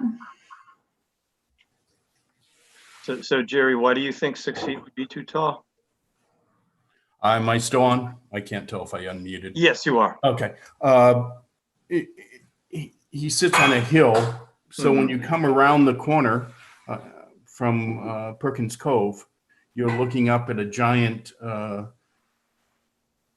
fence. And the property, just in my opinion, doesn't ask for that. And I would ask that instead of trying to overprotect, we look at the reality. And I don't know if we can have a conversation and you need an exact, I guess, from this meeting. So we would ask that, sure, we will I would continue the same small fence. The picket fence is what we have asked for on the plan, and I would continue that. I would not put a 6-foot fence there. It sits up way too You would high. continue a 4-foot fence, Jerry? Yes, I would. And I am sure that if Mr. Wilson discusses that with Kate at a later date, she would be more than willing to make adjustments to that. But for the purpose of the planning board, I would suggest we do a 4-foot picket fence. Again, I wish the abutter had attended this meeting, because we always ask the abutter and go with the abutter's wishes. How does the planning board feel? I'm just looking at the pictures that we received, and it's hard to tell from the pictures, but one of them does show the 4-foot picket fence on the side to the north. And frankly, the other house sits up a little bit higher, so the 6-foot fence might not make that much more of a difference than a 4-foot fence on that side anyway, based on the height of the other. So Mark, your feeling is 4 feet may be adequate buffering? Yeah. How do you feel, Priscilla? Can we just say as agreed by the two parties? Well, I we don't may like not- to leave it open, so I'd like to have something more specific. So 4 to 6 feet, specifically 4 to 6 feet as agreed by the two parties? I think hard that would be workable. Mark, would you agree? I could go with that. Jackie? Same, Yes? yes. Okay, Muriel? I go along with what Jerry said, 4 foot. Okay, so the majority of the planning board feels that 4 to 6 feet as agreed by the applicant and the abutter. That would seem to be reasonable. Is there a time limit on when the abutter would actually get back to us, because we want to open? So this is my concern with the abutter. We will do whatever you want, but having the abutter get back to us and actually tell us what they want may be a concern. Okay, is 7 days, is that good, Jerry? Yes, it is. Okay. Anyone on the planning board disagree? I'm okay with that. Do we have a way to ensure that the abutter gets notified of this as soon as possible? Mary Ann? The only thing we can do is I can send him a certified letter. We'll pay for overnight. Whatever if he respond, he might get the letter and then not respond. So I would suggest putting an out, if you will, on that, so that if the abutter does not respond within a certain amount of time, then the applicant can do what she needs to do. We can get him the information, but whether he responds to it or not is out of our hands. Right, I understand. Muriel? If they send out a letter, will it be one that has to be signed so that we know that he got the response? Certified letter, yeah. Certified, Mary Ann? Yes, it will, Muriel. Is the planning board in agreement with that? 7 days from the signature of the receipt of the certified letter. Correct. Okay. Anyone disagree with that? Scott, does that seem reasonable? I just have a process question here now. So what does this mean? We're gonna wait until the abutter tells us what they want and then we're gonna reconvene? I mean, how are we gonna get that? So 7 days from the time the abutter receives a certified letter, they will tell the applicant what size fence. What if they don't? And that's my next question. If they don't, should we just specify 4 to 6 feet? I think you should discuss whether or not the proposal of the extension of the picket fence meets the standard. Quite frankly, the abutter was notified that there's a meeting and we haven't heard from the abutter. That's good gesture to do that, but it somewhat leaves it open-ended. What if the abutter decides he doesn't like any of it? and is going to come back and say, The choice is 4 to 6 feet, Scott. okay, so you're gonna, okay, yeah, if that's the board's desire to do that. So you're gonna only hold her up for 7 days. After that, what are you gonna do? Then it's up to the If you applicant. don't get a The app- response. The applicant has proposed a 4-foot fence. Yeah, but you have to make a find, you have to find that that's adequate and that meets all these standards. Right. I don't want you to close this meeting out, off everybody goes with some approval. We never hear from the neighbor, and in 6 months, I get a word that there's concern that something was left open. Again, I don't know how we. So are you suggesting, Scott, it's better we just make a determination tonight, as I originally said? I mean, I would suggest that all the time, that it's much cleaner, because I don't know. First of all, there's going to be some changes to this plan that at the next step, you'll need to sign off on a signature block for the plan. Correct. That should be on that. So I guess what I'm saying is the applicant then essentially could not open or operate because there would be no approval. I wouldn't think, without that clarified. Yeah, I would tend to agree with that. So what do we want to set the height at according to the ordinance, Priscilla? 4 to 6 feet. Well, no, I think we have to be specific. Are you suggesting a 6-foot fence transitioning from a 4-foot fence where it ties into the other fence? Right, and then, if they want to do a 4-foot fence and put a trellis on top and that's called a fence, that's okay too. 2 feet of. Okay, so you're Oh, suggesting, framework. again, transition from 4 to 6 feet. Mark? Yeah, I don't think that you Oh, were sorry, we talking did- about, no, yeah. I don't think you were talking about a 4-foot or a 6-foot. It was a transition, a piece of 4-foot fence transitioning up to a 6-foot fence. Right. So that it didn't just go boom, but it went, there are fences that are kind of rounded on the top from a design standpoint, and they go up and they transition to 6 feet. Right, and I mean, I don't know how much we want to do the design work, but you could do the top 2 feet of it could be an open, framework if the 6 feet is too heavy. But again, I think that if the neighbor doesn't respond, then we would leave it up to the applicant, no? Well, no, we're going to decide tonight, actually. But as far as, if we said 6 feet, it could be a 4-foot fence with 2 feet of open trellis on top of it. That would satisfy the 6 foot. What you proposed, Priscilla, is a transitional fence from 4 to 6 feet. So we're Right, going to make a decision tonight what the fence is going to be. yes. Yes. Mark? Yeah, I mean, the big concern is buffering in a situation because it's surrounded by residential houses. So I think we want to buffer it, and I know the aesthetics may not be what we want, but it's the intention is to buffer the sound and the sight lines. So that leads me back to the 6-foot fence again.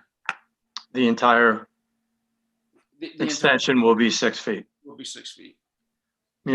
Jackie? I think there's already a fence up there. Isn't there already a 4-foot fence up there, a picket fence? Doesn't go the whole way. But it's going to be extended, Jackie. Well, I don't think it should be a 6-foot fence. Do you agree with transition from 4 feet to 6 feet? I would rather see that. Okay, thank you. Muriel? Uriel. No, I agree with, I agree with that, the 4-foot transitioning. to And the Scott, would you agree that satisfies the ordinance? Well, quite frankly, I'm looking at a street view here, imagery. Okay. What about the fence to the right that's 4 feet? How does that meet? South? No, to the right of this 6-foot section. So now if you're standing in this patio area, and you're looking to the north or toward Right. that property to the left, you're gonna see a 6-foot stockade fence that's gonna taper down to a picket fence that has 4-inch spacing that you can see right through it, where the house actually is. The whole thing sounds a little kind of, either there's some type of vegetation, or you decide that the spacing and the distance between that operation and that property next door is adequate. I don't know. I guess if you just visualize that, you might think that it probably can't work. So Well, who you're does the saying we 4 should foot- consider doing something to the 4-foot section, Scott? Well, I think you should look at the entire property line that abuts that neighbor. No, you got to look at it as a whole. I think, and Jerry touched upon it, you put this 6-foot section there, I'm not sure what it's gonna do. If you have just to the right of it looking over, you'll be able to see the house. So with the existing picket fence. Okay, pick Lee You J get and half- Muriel. Well, I was going to ask, and I'm looking at the plan now. I mean, the picket fence belongs to the applicant. Right. So if there's a concern about transitioning or anything, just condition them or require them to replace the whole length of that picket fence with a 6-foot stockade fence and extend it however far out to the front that you want it to be. It's on there. That picket fence is on the applicant's property, so it's not like they can't take it down or replace it. So we're gonna require, you're saying we can require the applicant to replace the 4-foot fence with 6-foot? Sure, you're going from a picket fence to a solid fence that's creating a barrier between visual barrier, correct? Correct. And right now, the picket fence that's there is like a wooden picket fence that has, that's not creating a visual barrier. Correct. Thank you. Muriel, you were next. I'd like to know why you are even bothering sending a letter to this other person that is supposed to be given the opportunity to make an opinion. When you're already deciding, you were saying tonight, we are going to make the decision. It doesn't make sense to me. Well, Scott pointed out that the abutter hasn't attended this meeting, is not at this meeting. And we really shouldn't leave it open-ended. Really should make a decision Then tonight. why are you sending him a letter? Well, if we make a decision tonight, we're not. We're not. Right. So if we, I still think Priscilla's right. It should go 4 to 6. or else just do arborvitae's like the other side, if that makes it easier. Scott? Yes, just one point. I'm looking at the ordinance here. So there's a section in 7.2 that talks about corner clearances, and that the maximum fence height around some of these corners is 20 feet off of the street. Right. So we got to be careful we're not requiring something that's going to cause another issue. Right. So are arborvitae's better? No, Aesthetically. Sounds good to me, What sounds good to you, Muriel? the arborvitae. So Priscilla, what 6-foot arborvitae's, Priscilla? Yeah, just say arborvitae's, and then we're consistent on both property lines. And Muriel, you agree? Yeah. Jackie? Yeah. Mark? yeah, and to the point Scott just mentioned, where that 12-foot extension is, it doesn't provide a full buffer from the deck to the seating area. So it should, if we're going to do arborvitae, they should go back and overlap the picket fence or replace part of the picket fence back at least to the point where the dining area is screened from the existing building to the north. So to me, it would look like it would have to go beyond the end of the existing fence. If you look at the drawing. Yes. Priscilla, is that what you were proposing? Yes. Yes? Okay. So it doesn't need to be that close to the street because the house is set back, Right. but it would need to be, go past the end of the existing fence, would overlap or replace it to screen it from the house. So you're probably gonna need,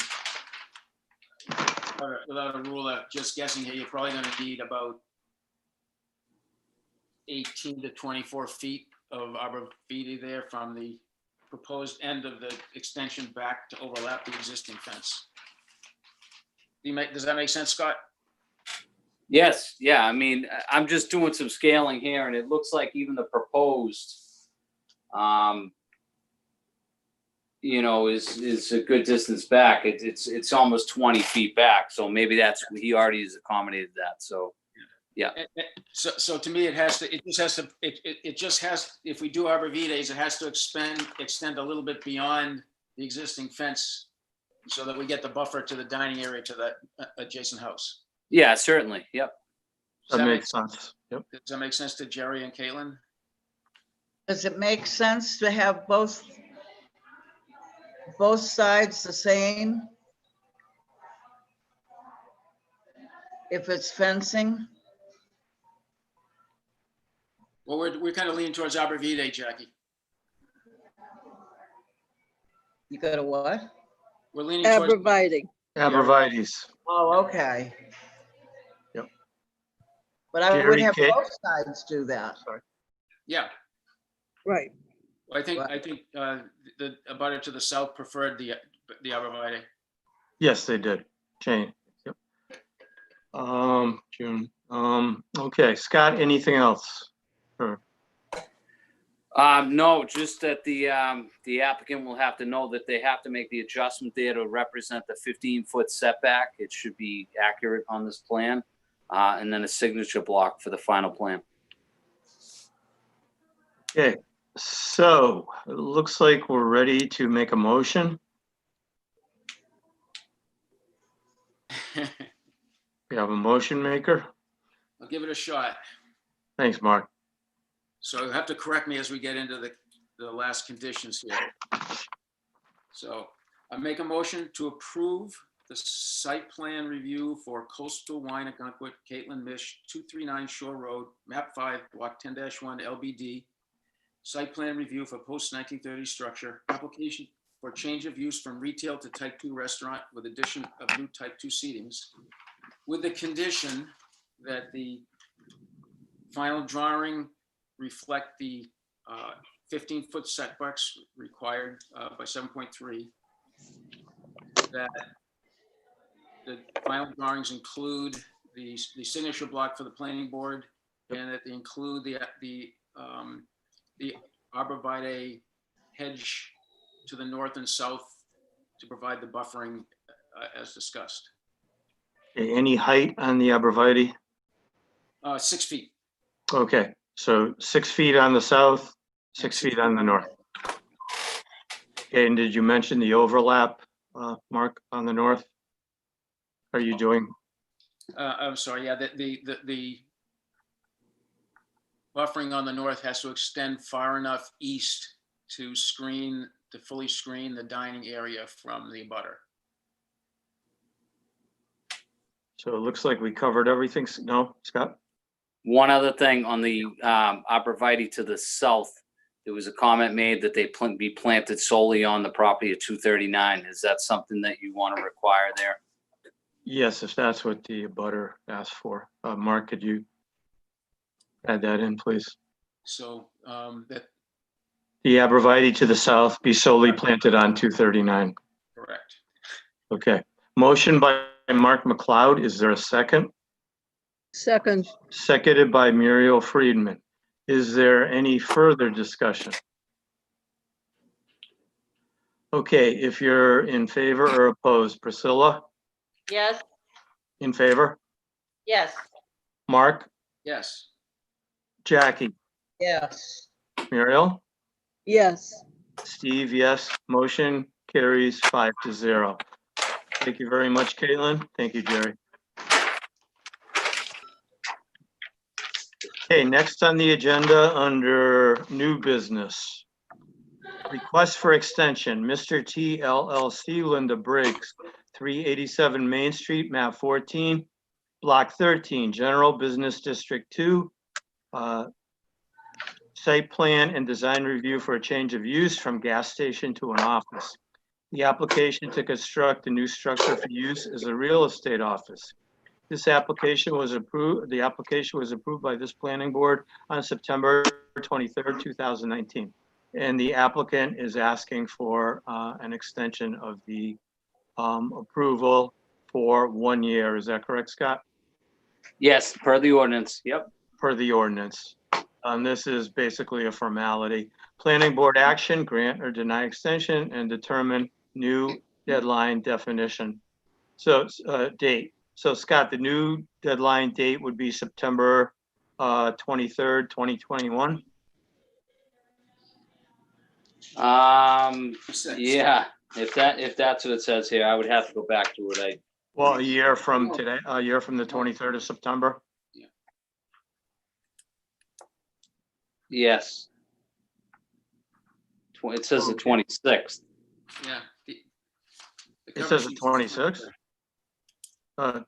Okay, the agenda says the 23rd. Let me. Yeah, I'm sorry. I'm referencing the letter directly Yep. from Linda Briggs here. It says, I'm respectfully asking for an extension regarding the date of the board decision of December 26, 2019.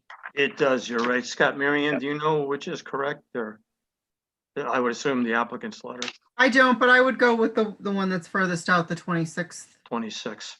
To be Okay, is there any discussion from the planning board? Would someone like to make a motion? I'll make a motion to approve the request for extension for Mr. T LLC, Linda Briggs, 387 Main Street, map 14, block 13, GBD 2, site plan and design review, change of use from gas station to office. Application to construct a new structure used as a real estate office. An extension until when, Mark? Extension until September 26, 2021. Okay, motion by Mark McLeod. Is there a second? Second, Seconded by Muriel Friedman. Is there any further discussion? Okay, if you're in favor or opposed, Priscilla? Yes. Yes, in favor. Mark? Yes. Jackie? Yes. Muriel? yes. Steve, yes. Motion carries 5-0. Thank you, Linda. Scott, is there any code enforcement officer business to come before the board this evening? Yes, there is. Hopefully you received an copy of an email from the town attorney. Does Yes, everybody we did. have that? Yes. Okay. Let me pull that up here so I can just, do you want me to read this? Yes, please, Scott. Okay, so I'll read it first and then we can take some questions. So I'm following up on our discussion from earlier today regarding the applicability of the design review requirements. As we discussed, the ordinance appears to be drafted in a manner similar to other historical review ordinances in that the requirements only apply in particular locations in town. In many other municipalities, there is a process to first designate particular areas as historic districts and then to apply the standards within that historic district. In Ogunquit, the quote district for the purpose of design review consists of 6 existing zoning districts. Although at the end of the definition of quote district could potentially be read to include any district in Ogunquit, such an interpretation would render the definition in many provisions of Article 11 illogical. Rather, the definition can be read in a manner in which the final clause is redundant of the first, stating the district is wherever a property is located within the 6 listed zoning districts. The ordinance is not intended to apply townwide. If that was the intention, it would be stated very clearly, and it is not. Rather than defining a district, the ordinance would simply state that the standards apply to all buildings in the town of Ogunquit existing as of 1930. Because the ordinance does not state that it applies townwide, the reasonable interpretation is that it applies only to those 6 listed zoning districts. This was a response to a verbal conversation I had with Mary Costigan after a few property owners had come in requesting building permits in my direction to them to seek OHPC review initially, because that's how we generally would start. So this is a discussion that came from a little bit of pushback and further inquiries into, how and why, which properties are under that design review of Article 11. So what this really means, it's probably confusing to some, but what this means is that when you go to Article 11 in our zoning ordinance, and we talk about properties which need design review certificates, those are only those that are within the district. So those districts, you have them in front of you. Generally speaking, it's, up and down Main Street, Shore Road, and the beach districts, and downtown, obviously. Those are the districts. So with that being said, obviously the language in the ordinance probably needs to be tightened up or changed or reworked to have an effective, true intention of what we're trying to do here. So I guess if there's any questions that anybody has. So Mary Costigan, our town attorney, pretty much offered a strict interpretation of the ordinance. Yes. And if we want to change it, we would workshop it. So any questions, Priscilla? Did this get sent to the historical commission? I sent this off to the chairperson this morning. Okay. So I assume after right now, at some point, they'll be notified. And just to further clarify what happens. So when a property is in the district, let's say it's downtown, and it's a structure that or a property that involves a pre-30 structure, then we do have OHPC review that. If it's not, generally we don't, depending on where it is in that district. So we've had that conversation in the past. But I think it's important to note that, just for an example, just so that everybody understands publicly why I'm talking about this, is that, right now, if you had a house that was on the west side of the turnpike somewhere, and it happened to be a 1910 house, that would not be subject to any review at this time. So if there's appetite for that type of review or something we want to look at, those are the areas that we would have to, have proposed amendments. Thank you, Scott. Any other questions for Scott regarding? No, but I have to go. Okay, we're gonna wrap up, Jackie. Thank you very much, Scott. Anything else? No, that was all. Thank you. And the last thing is the confirmation of the meeting schedule for July through December. Muriel, you have one more meeting, July 13th? The night before elections, Oh, Mary Ann? Well, if it's a Zoom meeting, it doesn't make any difference. That's right. Oh, yeah, that's right. Beauty of It doesn't make a difference, yeah. Okay. there's a difference. There's a difference. Yeah. So, Mary Ann? Yep, I checked with the town manager. She said she doesn't see any reason at all why you can't meet on July 13th. No, I guess I'm still on.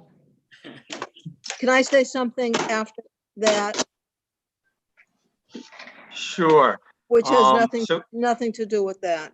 Okay, so we have July 13th, July 27th, August 10th, August 24th, September 14th, September 28th, October 12th is Columbus Day. Move the meeting to October 13th, October 26th, November 9th, November 23rd.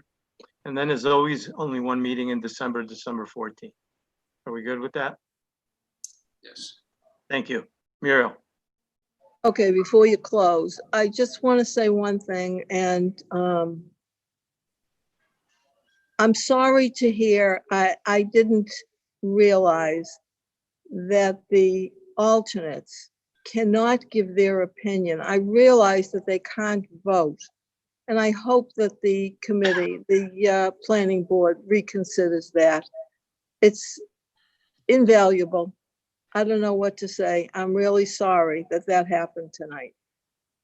Yep. So I That's- hope you consider talking about it again. Absolutely. Thank you, Muriel. Anyone else? Good night. Okay, thank members of the planning board. You did a great job, and thanks Scott, thank Mary Ann, and thank EJ. Thank you, Kelsey. Do we have a motion to adjourn? Moved by Mike McLeod. Is there a second? Second. Second. All right, seconded by, it was Priscilla or Jackie, all in favor. Thank you very much. Have a good night, everyone. Take care. Yeah.